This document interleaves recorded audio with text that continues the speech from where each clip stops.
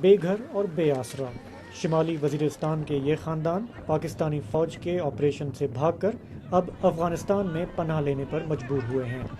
جب افغانستان آیا ادھر ہم لوگ خوست میں جو ہے نا کیمپ میں پڑے ہوئے، ادھر جو ہے نا کسی کو خیمے ملے کسی کو نہیں ملا ہے۔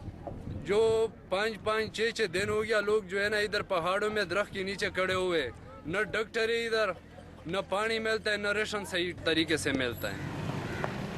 خود پاکستان کے اندر نقل مکانی کرنے والوں کی تعداد لاکھوں میں جا پہنچی ہے اور بنوں پہنچنے والے خاندانوں میں حکام کے خلاف غم و غصہ بڑھ رہا ہے۔ جو دعوے کر رہے ہیں کہ ہم گاڑیاں دے رہے ہیں متاثرین کے لیے کہ وہاں سے جو ہے نا لوگ نقل مکانی کر رہے ہیں، وہ سب پیدل آ رہے ہیں، آپ دیکھ رہے ہیں۔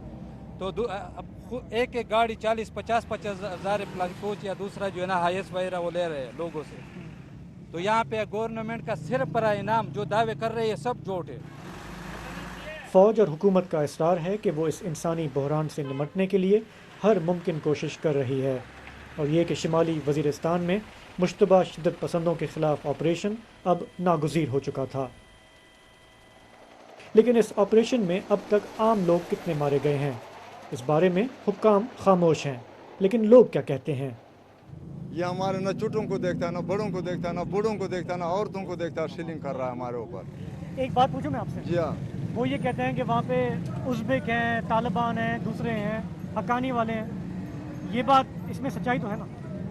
اگر یہ حکومت اس بات پہ سچا ہو، یہ ازبک آسمان سے تو نہیں گرے، زمین کے نیچے سے تو نہیں یہ نکل آئے، یہ کدھر سے آئے؟ اب نہ کوئی ازبک ہے، یہ رشیا کا جس ٹائم انقلاب ہوا تھا یہ مہاجرین آیا ہوا ہے، اس وقت یہ مہاجرین تھے، اب ان لوگوں سے دہشت گرد بنایا ہوا ہے۔